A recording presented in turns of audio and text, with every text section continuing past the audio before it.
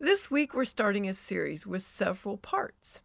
It's from The Drunken Cyclist, a blog on WordPress. And here is Oh My God, Part 1, On the Plane.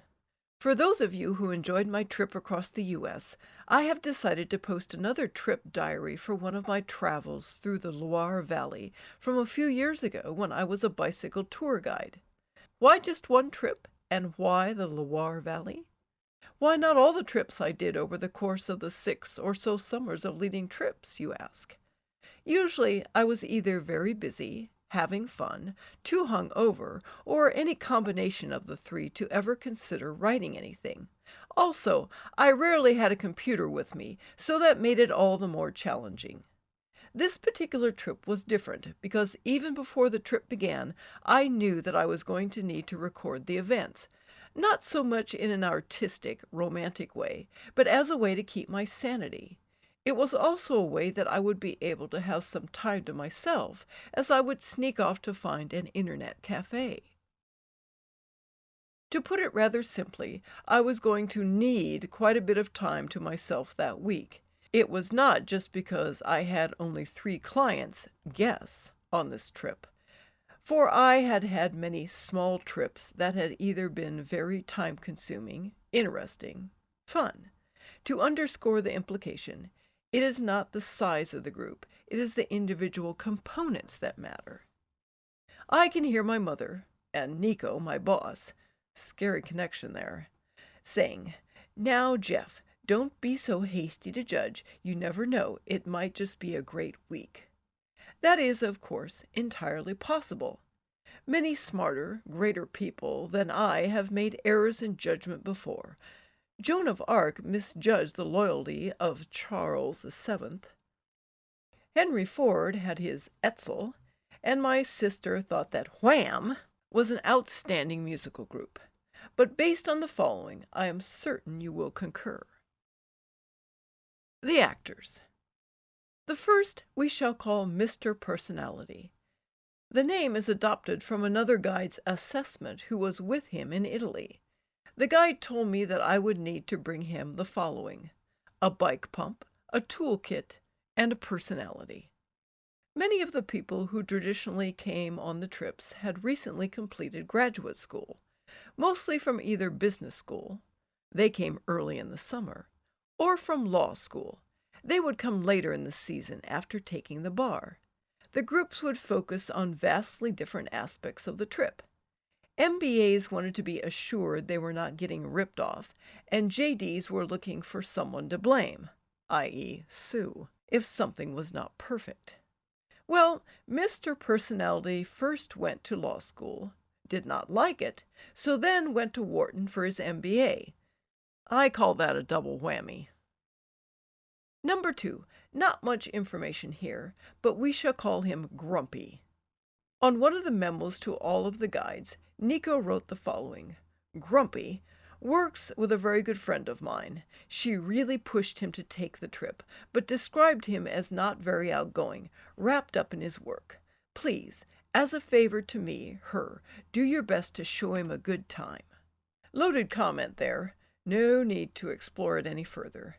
Grumpy, when asked by Laura, another employee at the company, how he liked Paris, the Grumpster replied, "Dirty, expensive, and boring."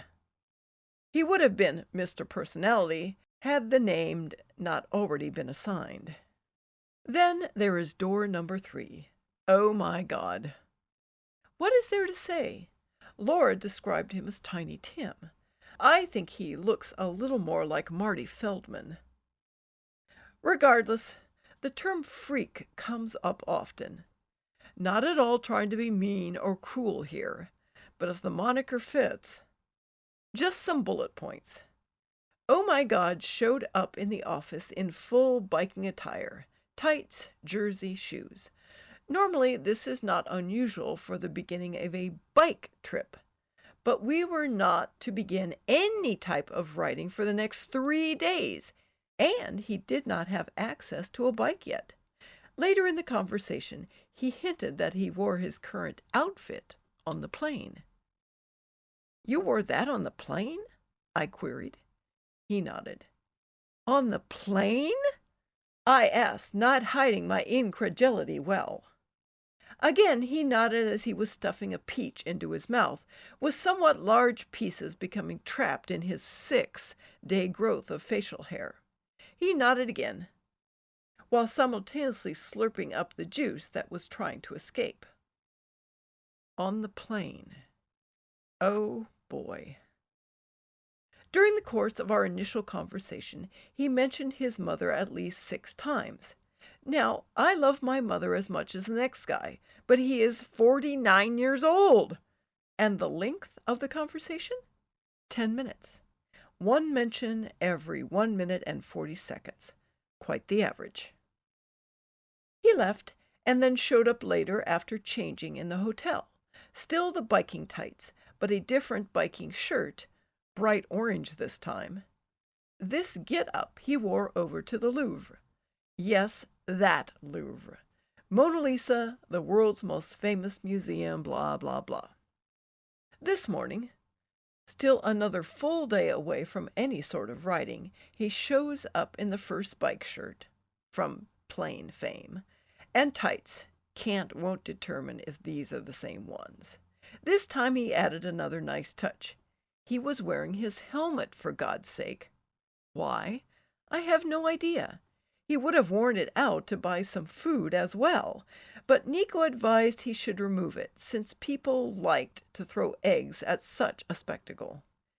Not getting the sarcasm, he looked alarmed and quickly, though reluctantly, removed the safety apparatus. Oh, and he has terrible breath. There is the crew from my week in the Loire Valley. There are several reasons to have a more positive outlook.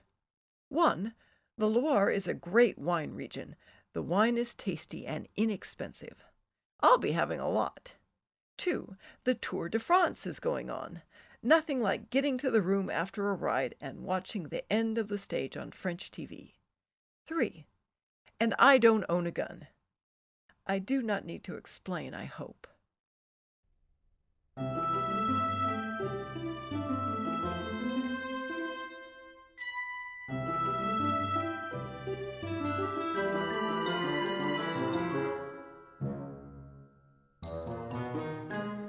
Thanks for listening.